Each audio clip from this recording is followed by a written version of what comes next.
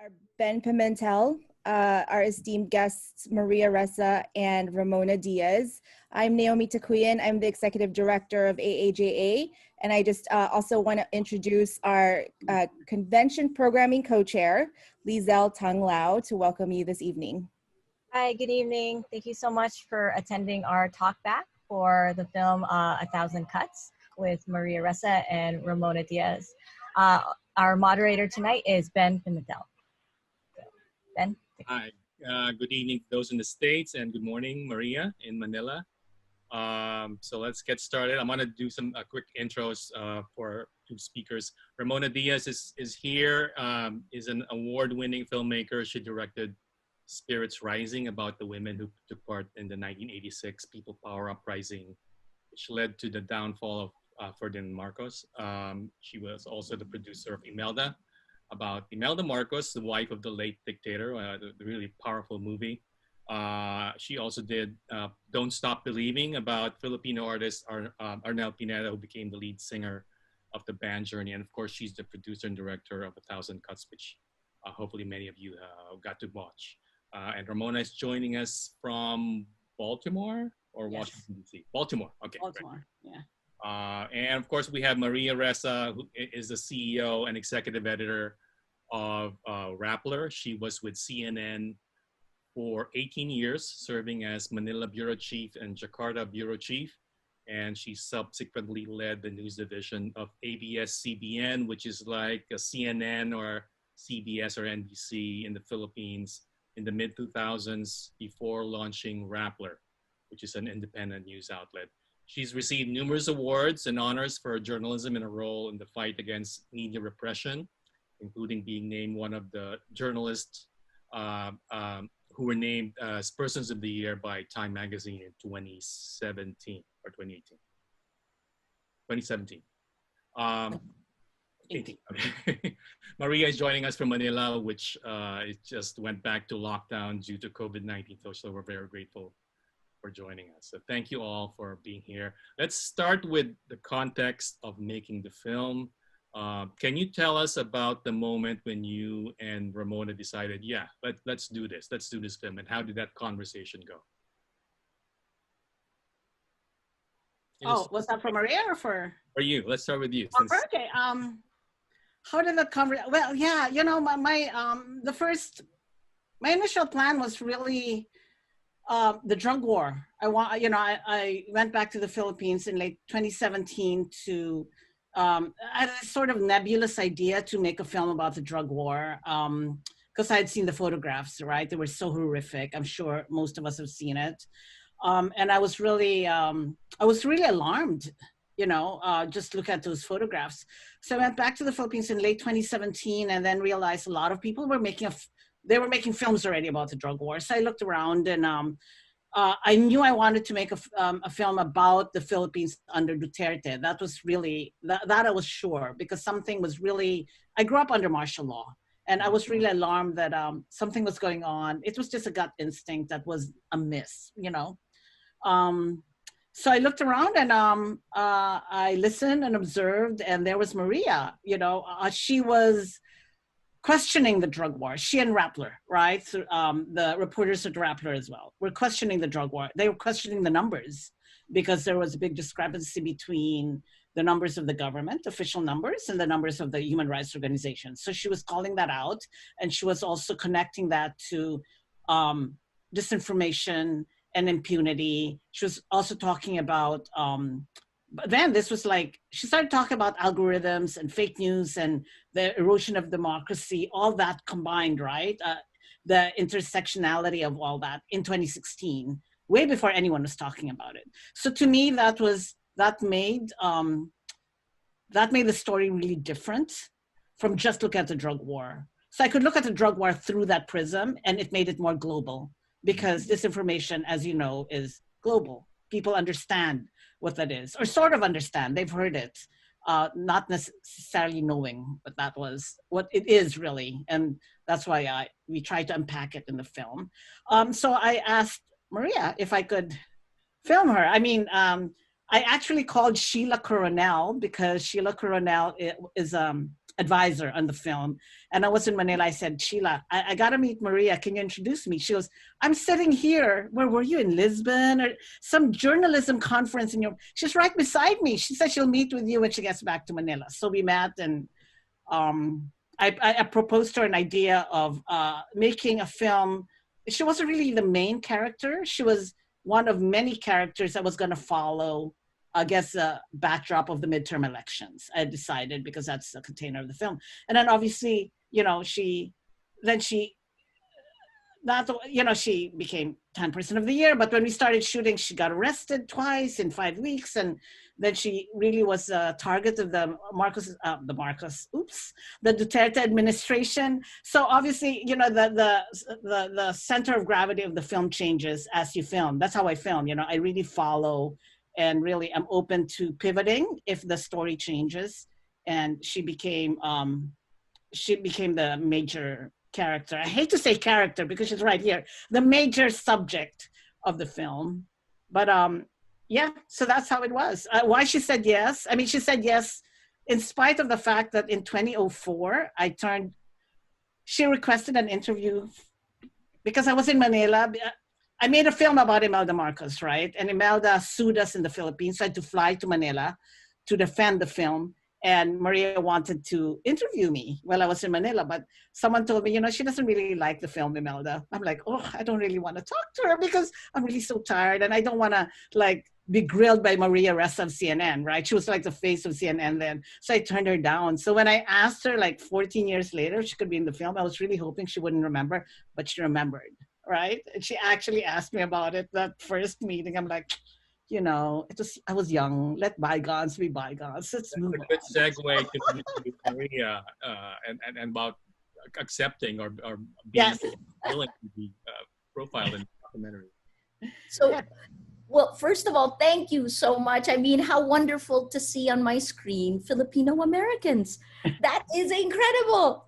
Naomi Lizelle, Ben, Boying, not but who I must call Ben, and then Ramona, who also has Monina. I mean, that's oh my God, yeah, that's my childhood friends. Yeah. You look at that point when she came in, it was already a madhouse, and the president had already attacked us. We had already weathered more than a year of these exponential attacks on social media. And I knew that I wanted to have it documented, right? We were living through something that, who knew where it was going to lead? And I didn't know where it was going to lead, but I had actually asked our production team, guys, we have to preserve this. We have to document. And we didn't have time. We didn't have resources. That's not to downplay Ramona, but here she comes, she walks in, and then I reminded her, by the way, why did you turn down that interview with CNN? Right? And it's funny because I watched her eyes, and then she was like, that was a key moment. Because if she had pretended she didn't know, I would like, okay, I can't trust this person. No, I would never have pretended I didn't know. I would have. Exactly. Yeah. So she passed the first test, right? But I think there were three reasons. One is precisely because she's Filipino American. That was interesting to me because we bridge different worlds. Our worldviews are different. We are part of both and part of neither in many instances, right? So that was one. She had a track record. I knew she did cinema verite, some of which I debated with her, so we finally did have the discussion about Imelda later on. Anyway. We're still having it. But, and it is about Hamilton's who gets to tell the story, right? I mean, and then the second reason is because she asked.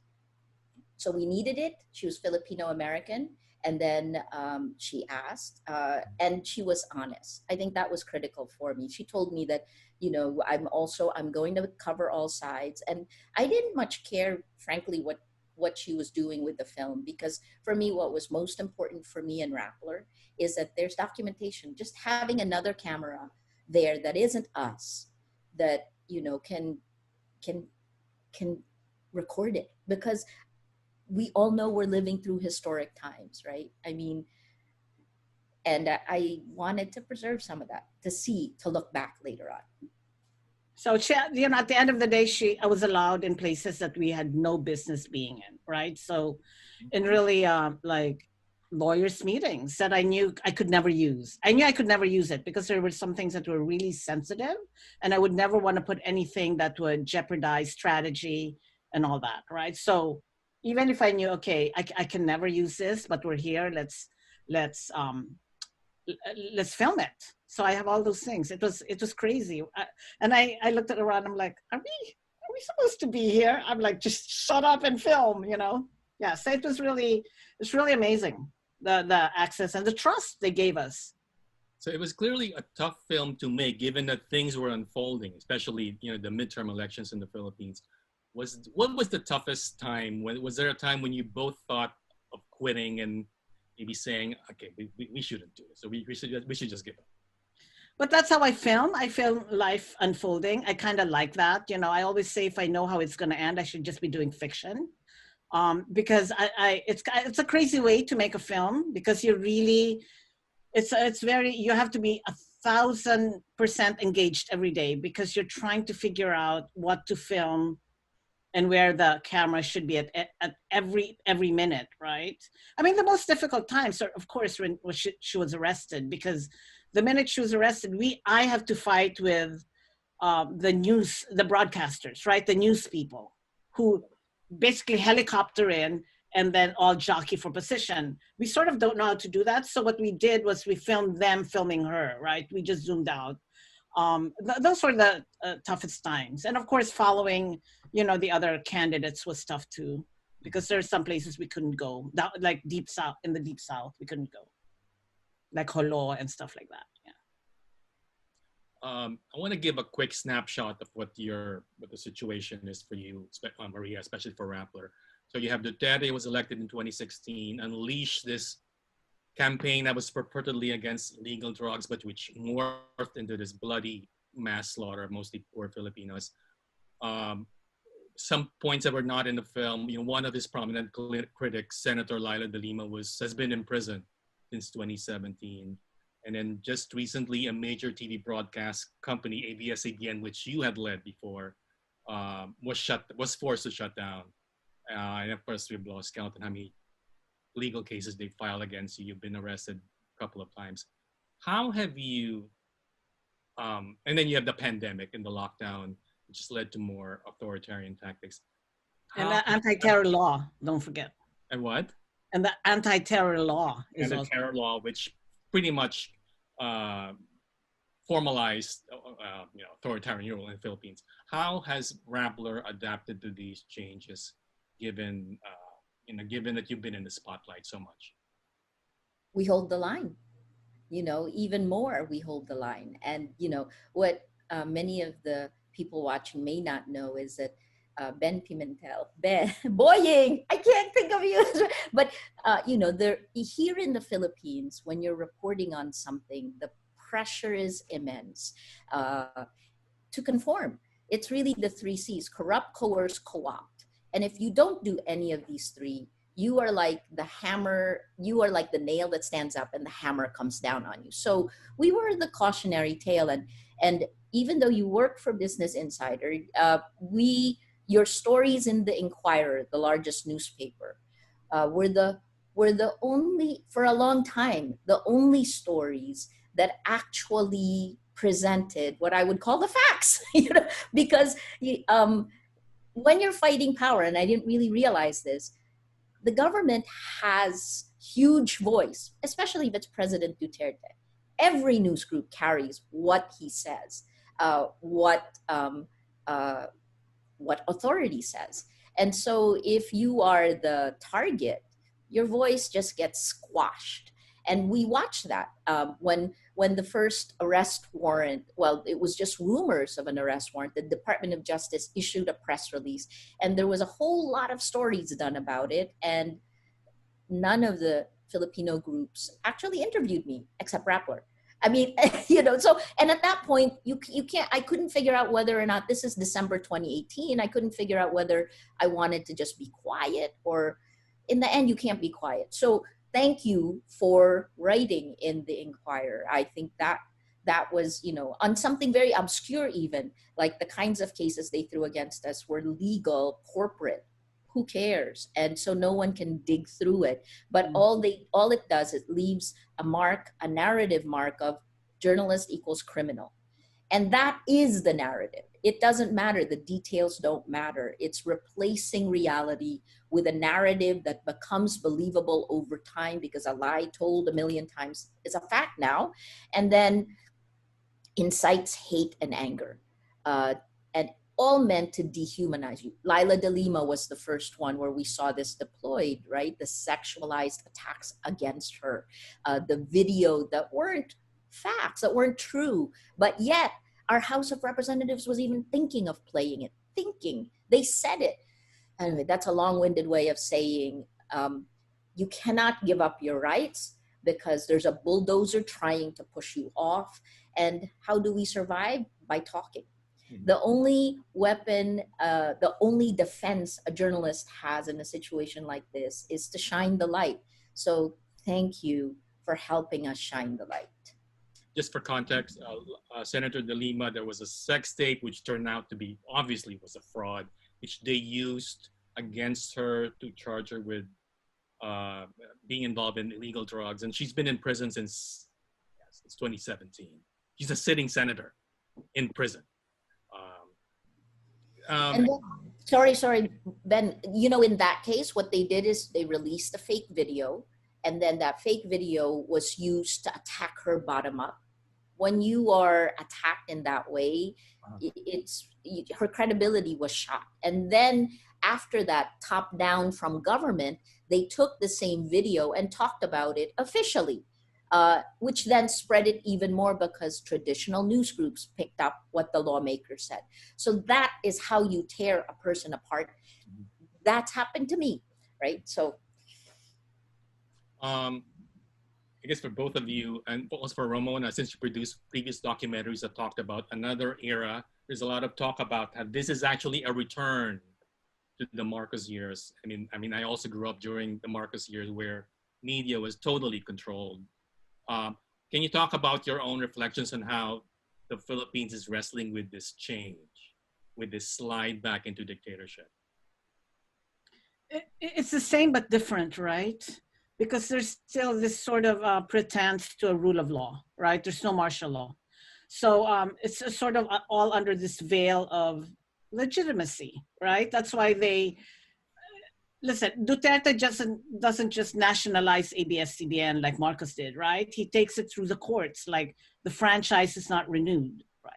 Maria, they take her through like 8 cases. She has 8 cases with the government that are also opaque in a way because they're like cyber libel, anti-dummy, tax evasion. It's like things that are not clear narratively. You know, you have to, it's very circuitous, and that's I think intentional, right? Because it's not, people cannot wrap their heads around it. And so the question is, wait, tax evasion, did she not pay her taxes?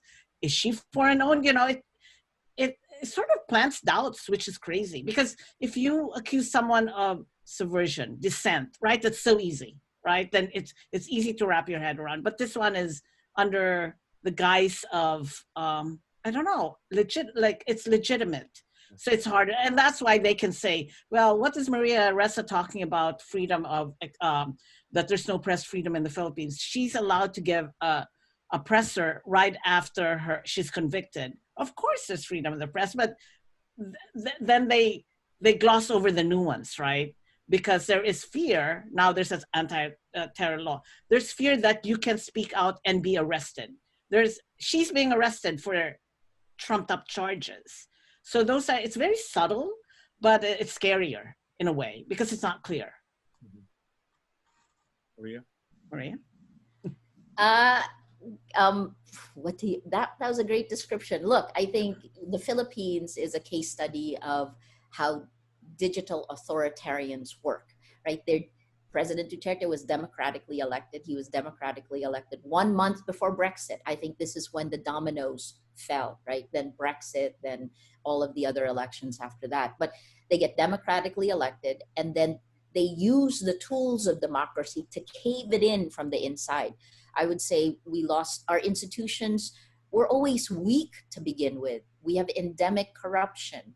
And then within 6 months of President Duterte taking office, you know, we essentially lost the checks and balances. And definitely with ABS-CBN, you have a captured legislature. A small working group denied their franchise. But even before that, you had a small regulatory agency telling them to shut down. So the same thing was done to us in January 2018. Our regulatory agency is the SEC, and we were essentially told to shut down. We did not, because we believe, even though the law was being weaponized, we believed that this is unjust, that they have nothing to stand on, and we're not just going to take it sitting down. So look, 2016, you said this, bottom up, the narrative journalist equals criminal on social media, then top down in 2017, then 2018, 11 cases and investigations filed by the government against us, starting with January, taking away our permit, our license to operate. 2019, I had 8 arrest warrants, 8 criminal charges, and 2020, so I spent most of 2019 in court. There's weeks where I was in 4 different courtrooms. That's okay. I spent 90% of my time dealing with this. It is meant to be a war of attrition. It is meant to take away, it's meant to bankrupt us, right? And the only reason we survived all of this is because we held the line, and our community, actually our crowdfunding, helped pay our legal fees, which are exponential as well. And then finally, 2020, a colleague and I are convicted on June 15th of a law that's retroactively applied. I mean, I can't even, anyway, so long-winded way. I guess I wanted to just bring it out a little bit from us to Orban in Hungary. Here are the other digital authoritarians, right, who are using the pandemic to actually consolidate power. That's happening here as well. In Poland, you have a Law and Justice Party where you have these links of social media networks. In Venezuela, there was a network that was there that was then used in Spain, working with Vox. So you kind of have like a nervous system now of networks on social media that help digital authoritarians. That's scary. The film, and you've been active in this issue, Maria, touches on the role of social media in informing the public, misinforming the public, and creating this climate and confusion. We've actually met with Facebook and Mark Zuckerberg himself to discuss the way the role that the platform is playing in this. And you told a story about how during that meeting, you told Zuckerberg, hey, 97% of the Philippine population is on Facebook. And he had a curious response, right? What are the other 3% doing, Maria? So what kind of follow-up conversations have you had with Facebook or maybe with Zuckerberg himself? And are they doing enough, do you think? They're not doing enough. And I have had lots of follow-ups because we are one of Facebook's fact-checking partners. We're one of 2 Filipino fact-checking partners for Facebook here, right? And that happened almost a year after I had met with Mark Zuckerberg. I think that the biggest problem that we have is the Silicon Valley's decisions, how they make them for everyone all around the world. And yet how countries like us, Myanmar, where genocide has already been proven both by the UN and Facebook itself, Sri Lanka, India, in all of our countries, the impact is murder in many instances, right? People are dying because of this. And yet the level of denial, and then it's no longer denial. The social media platforms have done things that they never did against political disinformation. They've taken down content. They've labeled presidents' tweets and posts. they're learning to be gatekeepers. So here's the reality: is they took away the power from news groups of being gatekeepers. But hand in hand with that, which comes with revenues, is the responsibility, the value of protecting the public sphere. And the reality is that social media platforms have now become behavioral modification systems. The micro-targeting that they have allows them to take what they know about us, and they know a lot about us from our data, and serve our weakest moment, our most vulnerable moment, to a message, to a company or a government.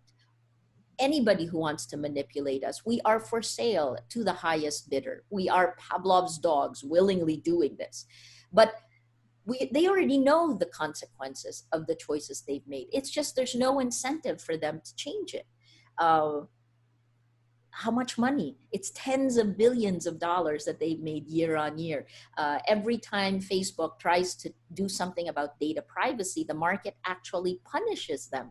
They lose share value, right? And then in terms of well, look, let me try to be optimistic.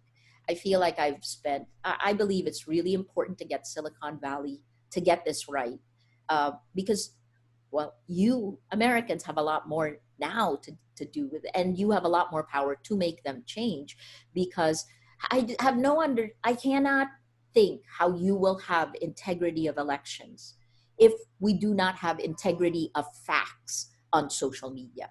And we don't, because right now a lie laced with anger and hate spreads faster and further than facts, which are really boring. That's what journalists have to deal with. That's what human rights activists have to deal with.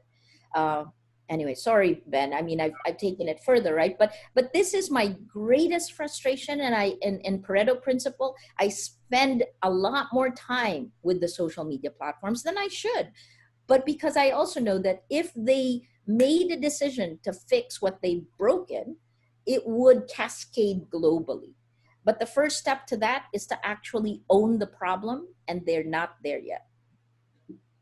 Is there no pushback from within the Philippines? Is there still, in terms of trust, aren't people also thinking? I have a lot of friends who said I've given up on Facebook because they just don't want the misinformation and the meanness, and that's also true for the United States. How is it in the Philippines?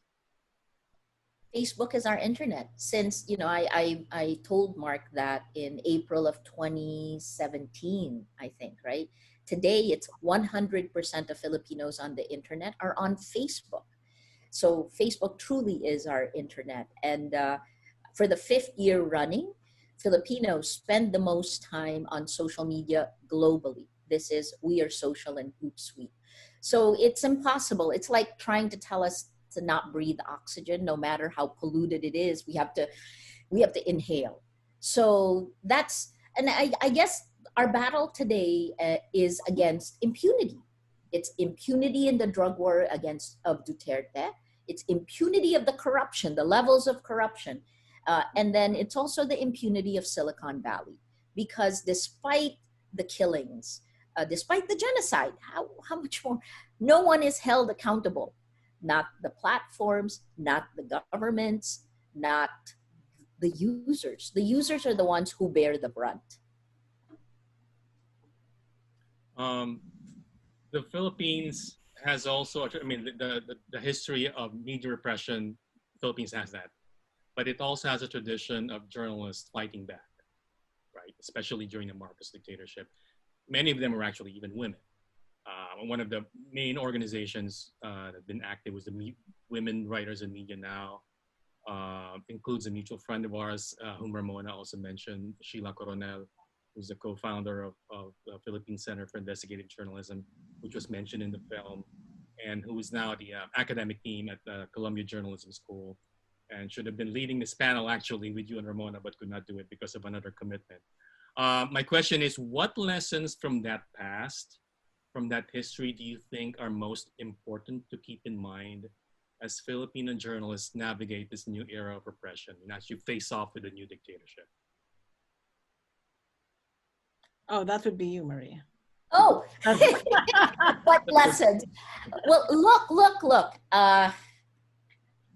A few weeks ago, when ABS-CBN was denied its franchise, I went back over all the history books.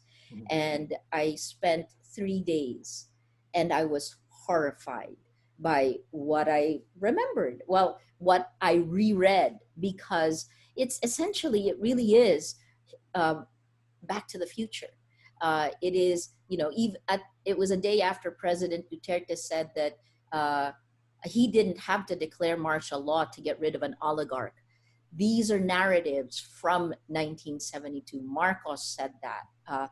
The Lopezes, the owners of ABS-CBN, were charged with tax evasion. That was also interesting, considering that I was here dealing with these tax evasion stuff, except the courts at that time were even more independent because they threw it out, right? So the narratives are the same. Oligarch, not true anymore. And what we've seen over time is that one oligarch is replaced by another oligarch. And the whole Marcos Aquino saga plays out every time. It is about power and money. It is about cronyism.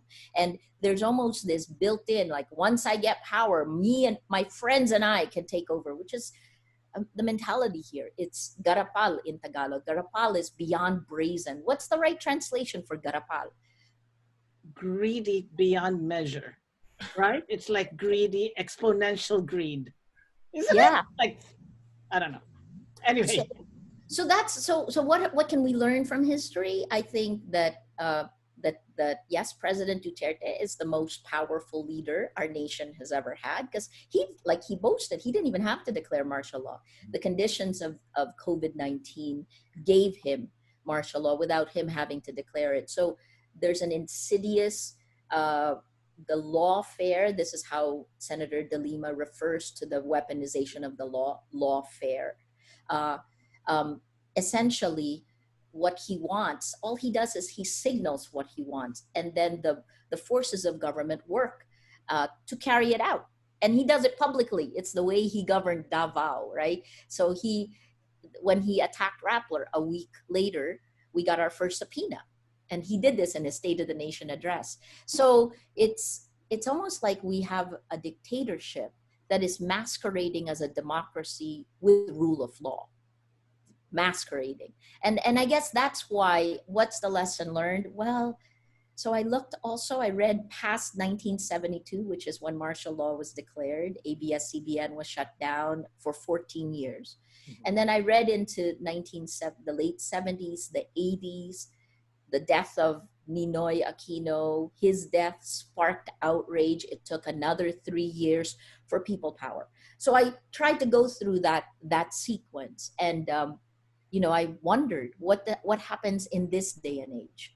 How will that be operationalized? Because certainly it seems like it's the same playbook that the government has. And what we've seen during this time in 2020 is a consolidation of power. Brazenly again, garapal again, just like the corruption. So it's a brazen consolidation of power at a time when, here's the upside, the government actually needs to perform like in the United States against the virus, and using tactics of violence and fear, of us against them, demonizing the perceived enemy of the government, mobilizing its army of both real people and social media networks. That doesn't work against the virus. The government must perform. And we are, in our 21st week, the government isn't performing very well. And it is, for the first time, we're seeing on social media, hashtag oust Duterte now. And then after the anti-terror law was put in place. So Oust Duterte now kicked in, #1 in the Philippines, #1 globally, after President Duterte, in a late night rambling talk, told the police to shoot them dead. That is a direct quote. And he was talking about quarantine violators, right? It's again this narrative that Filipinos are undisciplined and you should hold them, like pound them. So where does it leave us? It depends on Filipinos. Right now, after the anti-terror law, that hashtag oust Duterte became hashtag oust du, and then a little icon of a turtle. Hashtag oust Duturtle. Because if you do hashtag oust Duterte now, people are afraid that they could be hauled to jail. They could be arrested without a warrant. That's what the anti-terror law provides for. Anyone can now be arrested without a warrant if you're declared a terrorist, and then jailed for up to 24 days. Wow, that's really depressing. Let me give you the upside. What's the upside? The upside is that there's a virus. You can't demonize a virus. Government must perform competently. This isn't just a propaganda war. And Filipinos are demanding that because our lives are on the line. There's also great anger, right? I mean, it's getting to a boiling point. There's anger, I think. But the problem is, it is lockdown, right? You can't really go out and protest. Also, there's no one to organize on the other side, right? There is this, they need a shooting star, right? To rise and really harness the anger and the deep, I think, regret that they, that we're back to, that they took their eyes off the ball. Because it takes forever, generations to build institutions, and little did we know how fragile the institution is, right? So I think, yeah, that's what's missing. I think this great a shooting star, as someone to really harness all this and organize on the other side, because Duterte and his allies are very, very well organized. I saw them at the midterm elections. I saw how organized they were and how well resourced. They have a lot of resources. What is the mood among journalists, especially those who went through this in the past, in terms of how they're seeing this going to play out? I mean, ABS-CBN, of course, has been shut down, but they're still, shifting to online. They're pushing back. What about the others, like for radio, online news? So first of all, that's a false equivalence, and I think they're making the best out of a bad thing.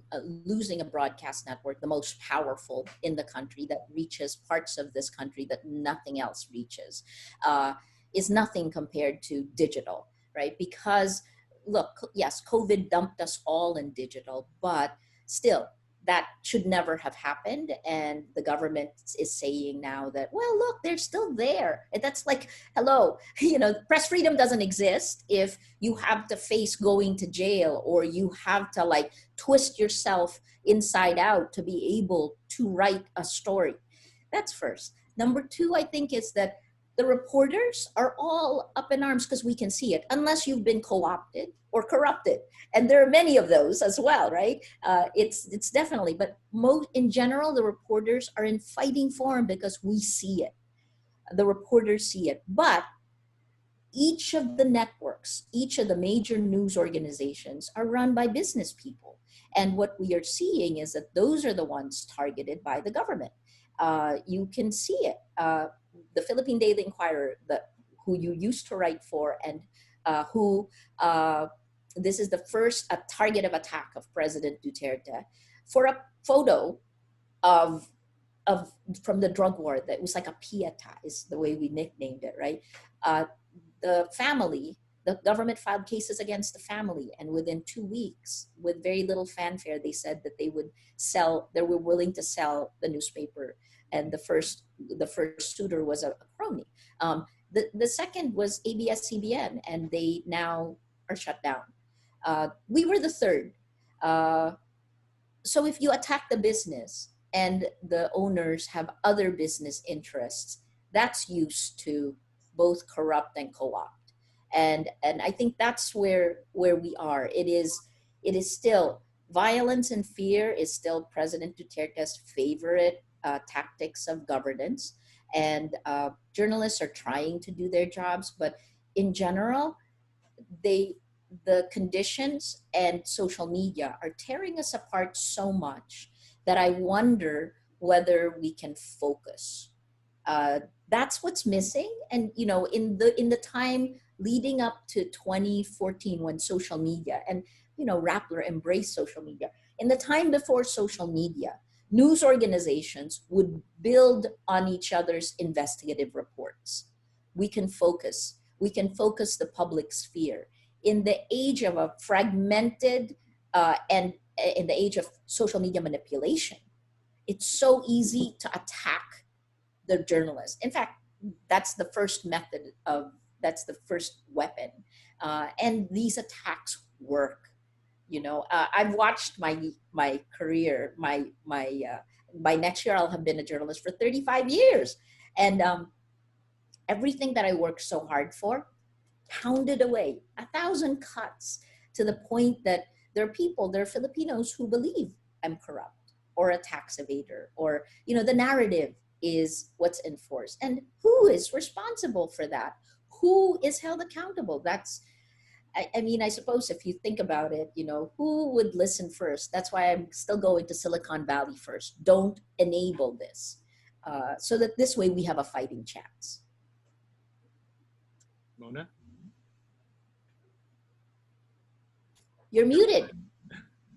Yeah, I am muted. Sorry, I drank water, so I didn't. What was the question about journalists? Oh, What are people doing? What? No, I can't really respond to that because, you know, I'm not in the Philippines. I'm not. Yeah. So, but yeah, I can't. Okay. Let me read. I have a couple of questions from our viewers. So one said, "Thank you for generously sharing a lot of the behind-the-scenes detail. When I saw part of the film where the opposition party candidates publicly criticized Duterte's war on drugs, I couldn't stop wondering whether it is safe for these politicians to take a strong stand against what the president did. So what kind of danger are they facing, especially you know, when they lost the campaign?" Well, you know, we featured Samira Gutok. Yeah, yeah. So in a way, she really went after the president, but he never came after her, which was very, and we figured out why, because she is from the South, right? She's Muslim also. She's from the South, she's from Mindanao. And so he couldn't really go after her. And she realized this during the campaign, and that's why she felt very empowered to keep going after him. And that's why I thought she was very interesting to follow. I'll jump in and say, what are they facing? Aside from a roller coaster where, you know, if you actually speak your mind and you do it with evidence, you don't know what can happen to you. Just a few days ago, a leader, an NGO leader, an Akpawis chair, was killed in his own home. He's old. He was an old gentleman, a very gentle soul. You know who he is. Maybe you can say more, but he was killed. And then the police took his body away from his family, and now they're saying that there was no forced entry. I mean, I don't recognize the Philippines, right? And that makes me so sad. Another question. Maria is saying that the government has to perform in the face of a virus, but can't the government also control the metrics of performance against which it could be measured? Absolutely. Sorry, go, Ben. You answer that question, Ben. Go. Yes, absolutely. Right? Are we foolish? Yes, slightly. I don't think we have a choice. Look, the drug war numbers, they were changed in front of our eyes. The reason we were attacked is because we kept reminding them, this is what you said. This is what you're saying now. What do you do? Talking about the official police numbers are really high, and it was coming from them. Yeah. Yeah, no, even the official numbers are high. I mean, let's face it, 4,000 is a high number. What is it? 4,000, 4,500? I mean, or now, 6,000. They've admitted killing 6,000. But these are the admitted killings. So even if you just go by that, that's horrific, right? That in itself is horrific, and people should be more shocked than they are, I think. But, you know, there are just so many things coming at you. And these numbers become normalized in a way, right? They become normal, which is the danger, because you live with all these cuts, and then you get numb and you forget that it's not supposed to be that way. You should be. It's 1,000 cuts. That's why it's 1,000 cuts, right? It is. That's I think you know, and that's funny because that phrase for me came from Al Qaeda. That's where I first heard it. not Taylor Swift. So, Oh, really? Oh, that's so disappointing. Okay, that's good. All right, another question. In terms of a fighting chance, what do all the panelists think of news literacy education for the public? Is it a viable solution? It is, but it'll take too long, right? Right now, especially, right? I think, yes, absolutely. Media literacy, that's important. But right now, it's really just realizing that we are all victims of this disinformation and fake news and whatever you want to call it. And to really, and that's the first step, to know that it is out there, you are the victim, and you should try to really be critical about everything you read on the internet, and don't keep sharing everything. Especially, you tend to share without before reading it. Read it, see what the sources are, see if you trust the source, and think about it for a bit. Do you really have to share everything? You don't really, right? But yeah, I think media literacy is important, but that's sort of the long game. And right now we have elections in November, so we really don't have time. So it's really what can we do now, right? And right now you just really need to be critical thinkers and be like just not passive consumers of news, right? You really have to be critical about everything you consume. So Ramona slipped from the Philippines to the United States, and that's very easy for us to do, right? Yeah, that's right. Yeah. So media literacy is at best a medium to long-term solution, because what is happening to us right now is we are being insidiously manipulated. And I'll use Daniel Kahneman. He wrote a book called Thinking Fast, Thinking Slow. The two types of thinking fast, thinking slow. Social media, so journalists, facts, are thinking slow processes. Social media is a thinking fast process. It bypasses our rational mind. It manipulates our emotions. And you cannot fight a thinking fast process with a thinking slow solution. That's been the problem, which is why built into the design of social media is, it was the manipulation of people. But what we need to do here is to understand it, because what social media also has done, and sorry, I'm because I think this is the crucial problem that we all have to deal with. Reducing people, dehumanizing people to hate. These types of propaganda tactics have been around forever. Hitler in Germany dehumanized the Jews and enabled slaughter, right? Stalin did the exact same thing. Now, when you add social media to the mix, it's like an atom bomb went off in our information ecosystem, and we're not acknowledging it. So it's a very asymmetrical war right now, and Facebook's solution is media literacy. Mm-hmm. I think that bypasses its direct role in creating a system of manipulation. It really needs to look at that. And I think the last thing I'll say on this is just tell you how one decision by a tech person, a coder it could be, or the guys who were building these platforms, one decision builds division into all of our society, builds in this us against them mentality. And it was the decision for growth. Like, how do they grow the platforms? And this is all social media platforms. They grow it using friends of friends. That idea, right? Because they realized from our behavior that if they recommend friends of friends, that we will be more likely to click it and accept the friends. But when you do that, this is what happens. So let's say this is the center of the public sphere where we all agree on facts. And then let's say that the pro-Trump people are recommended, they take the recommendations of friends and they move further away. Because there are more of them, they're talking to each other, they're listening to each other. The anti-Trump people move further away because the same thing has happened, and they're growing in scope and numbers, and they keep moving further away from each other. So they never see the other side. And here, this this tearing apart is exactly how facts become debatable.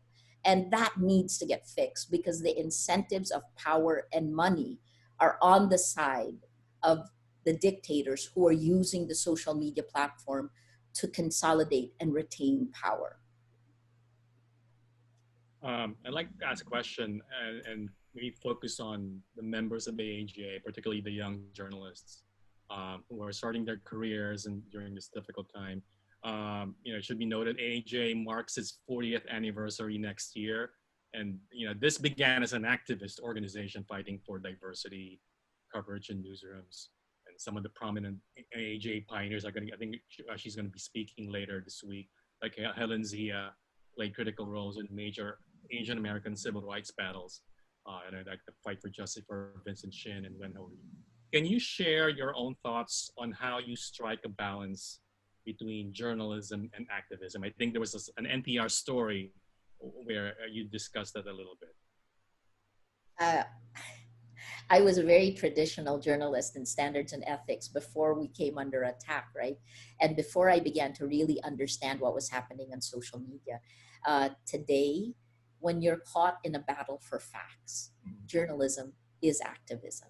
So traditional, by traditional, you mean you're not supposed to get involved in any causes or anything like that? Right? From my CNN days, right? When I was with CNN, I would fly into a country and then do a story and then fly out, and you're not involved in any way. And it was a time when journalists weren't personally attacked. Women journalists, by the way, are attacked at least 10 times more in the Philippines.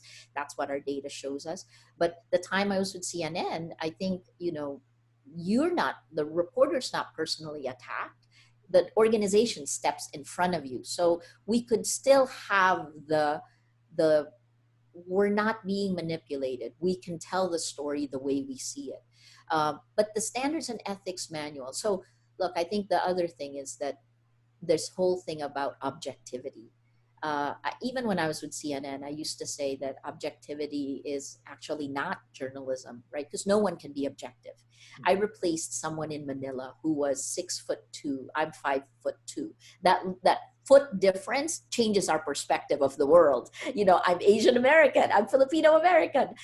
He's not, he's WASP, right? So that's a huge difference. And I think what journalists should strive for always is, to take the facts and provide context. Context is everything. And to be transparent in today's digital age, that's actually the new objective, I think, right? That if we are transparent, like how can I do an interview with a government official without telling you that the government has filed 8 criminal charges against me? I must say that because that colors everything. So, oh Lord, so I guess I'm just saying that thinking slow processes are secondary. And this is why the onus in the short term really is on Silicon Valley. The change in our information ecosystem. At the beginning, Rappler embraced it as good. We thought it was an enabler, like it was in Tahrir Square in 2011, which it was. But then from 2011 until today, the governments learned to use it and turned it against the freedom fighters. This is something, it's not just journalists who come under attack. It is human rights activists. It is opposition politicians here in the Philippines. It is anyone who is dangerous, who speaks truth to power, which is the definition of journalism, right? So how do we deal with that? I think the other part, Ben, is we've got to report a lot more on technology. And the second layer of that is what kind of regulations are necessary globally? Because if you asked me 2 years ago, did I want regulation? No, I actually said no. Let the social media platforms, they know it best. And this is assuming that they would do what is right for the public sphere. Well, that's not what they've done. So I think regulation is imperative. I want to read more questions. Here's one. In light of Duterte's lewd comments, where are the feminist groups and the churches that were instrumental during the Marcos regime? And You maybe want that were instrumental, that were active during the Marcos regime in terms of opposing them. process?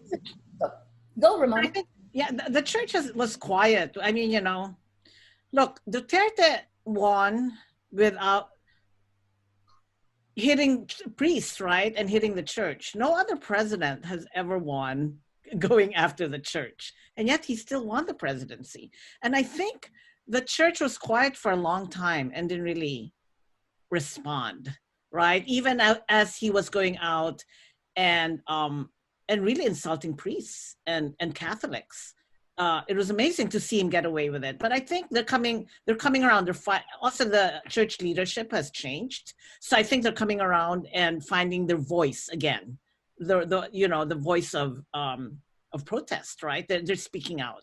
But for a long time they didn't, and which was really befuddling because he was coming after them, and I think they are right. That's my sort of observation from sitting here in Baltimore. Yes. So for a while, the head of the Catholic Bishops' Conference of the Philippines was from Davao. So again, remember the 3 C's: corrupt, coerce, co-opt. Corrupt, coerce, co-opt. Every single part, whether it is, the church or business, or because at the beginning of the 4 years ago when President Duterte took office, normally at that time period, a leader would bring everyone together.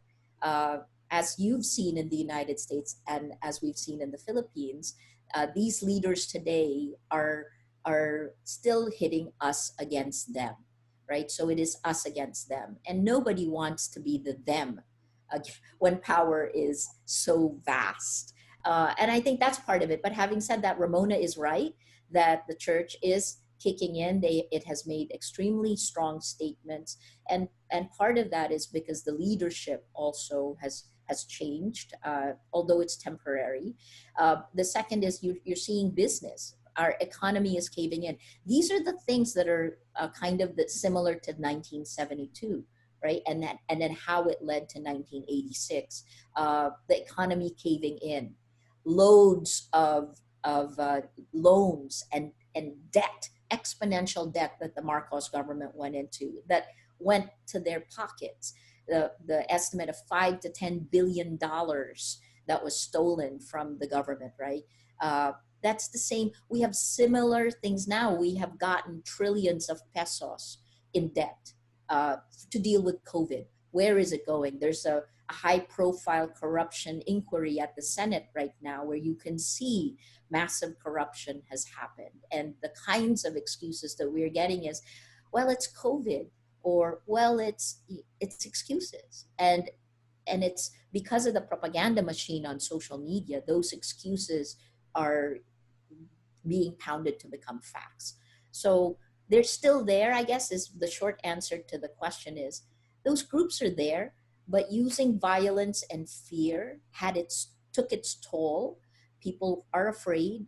But now that we're seeing this resurgence, and I guess I told you that, there's the silver lining is, I think, and I've said this all the time in the Philippines, I think this is one of those times that we have to figure out what you're willing to sacrifice for facts, for truth. And it's going to have to be every single one of us, because the journalists alone can't do this. The church obviously can't do it on its own. And it's been eroded. All of our institutions have been eroded. And let me just remind you of what Russian disinformation's target is. Its goal is not to make you believe one thing. Its goal, all of influence operations, is just to make you doubt, to make you confused, so that you don't know whom or what to believe. If you're in that state, then you cannot vote. Then you don't know who to hold to account. And the person with the largest megaphone, the person in power, gains more power. It is a scorched earth policy to power. Question for you, Maria. Having watched the documentary and seeing many of the obstacles that you have faced since the election of Duterte, I'm always curious that you always try to smile in the face of great adversity. How do you do it? How do you find the courage? I think 1,000 cuts is meant to, make you ignore each one of the little cuts.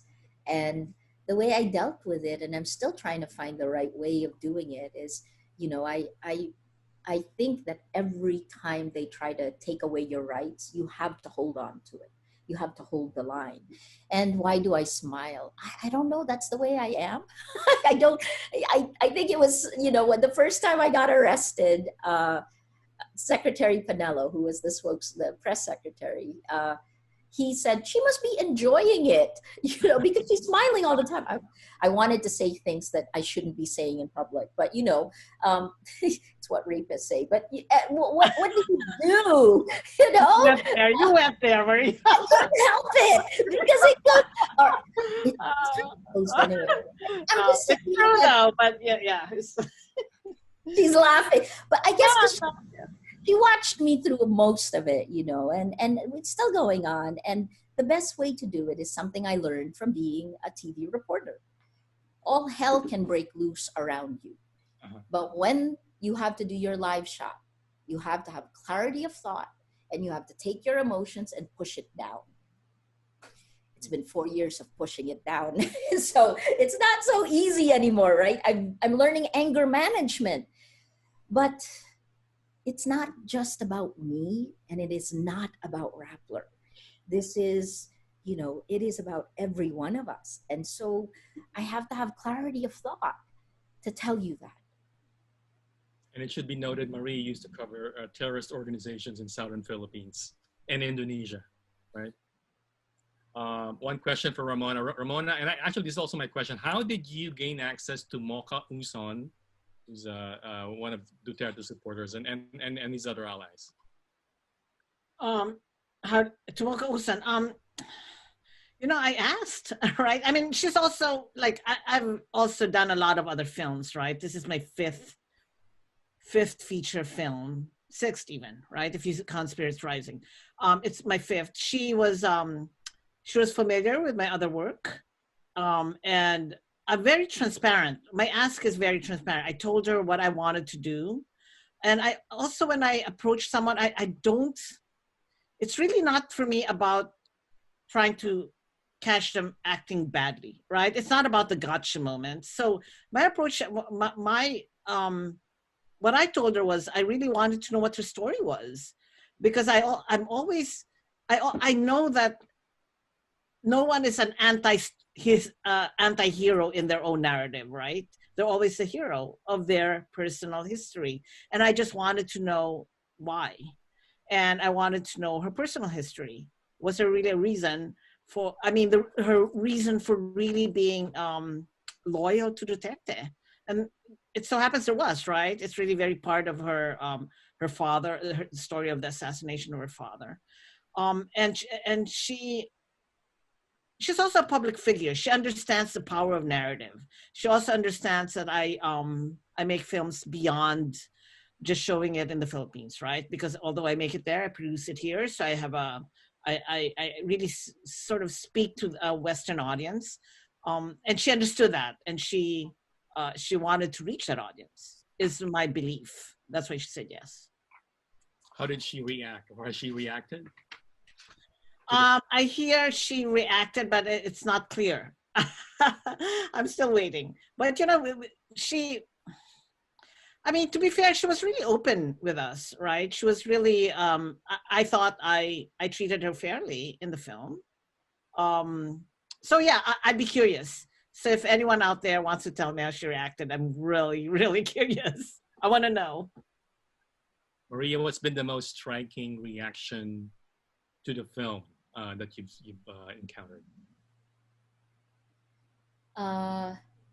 It's hard to say because, I think the first time I watched it, when we saw it at Sundance, the founders were all there, and we all kind of were shell-shocked after we watched it, because when you put it all together, it's a different thing. What's the most? My parents. My parents are parents, right? And I won't tell you what they said. But I'm really just happy that you care enough to watch it. Mhm. Okay. All right. On that note, I'd like to thank AJA for this opportunity. Of course, thank you, Ramona, for 1,000 Cuts and the compelling documentaries you produced in the past, and we certainly look forward to more films. And of course, Yeah, thank you AHA for having us, you know, and for thank you for watching the film and for this panel. Really appreciate it.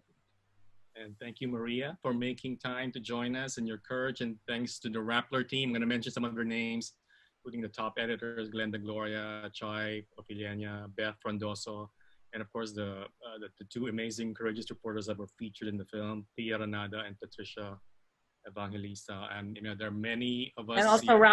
Rambo Talabong, who covers the police. Yeah. That's the first name for a cop reporter. Yeah. There are many of us here who are inspired by your work, and of course, we support you as you face this this tough situation in the Philippines.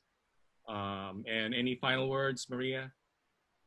I think, it's the same thing. Like, realize this time is, we're living through history. And I think this is the time where we're going to our actions will determine what our future is going to be. Is it really a rise of tyranny globally? Because that's what we're seeing happen. Or is democracy, no matter how flawed, will that survive? And, I guess the last part is every generation gets the democracy it deserves. If our generation loses it, please, don't let that happen. Good point.